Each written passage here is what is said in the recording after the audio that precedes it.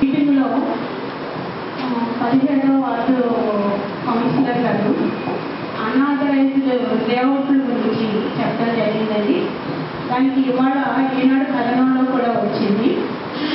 దీనికి 1 month time ఇచ్చాము. ఇది అడ్మినిస్ట్రేషన్ ఏం చేస్తుంది, అసలు చర్య తీసుకుంటున్నారా లేదా అనేది గౌరవ సభ్యులు ప్లస్ కౌన్సిలర్స్ అడగాలి.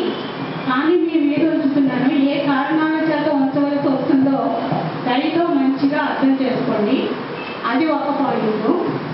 రెండో పాయింట్ వచ్చేసరికి నేను ఇంతకుముందు వర్క్స్ పెట్టడానికి లేకపోయింది. ఏ కారణం చేతంటే అవి శాలరీస్ ఇచ్చుకోవడానికే సరిపోయింది. ఇప్పుడు ప్రియతమ ముఖ్యమంత్రి గారు, దివంగత ముఖ్యమంత్రి గారు మనకి శాలరీస్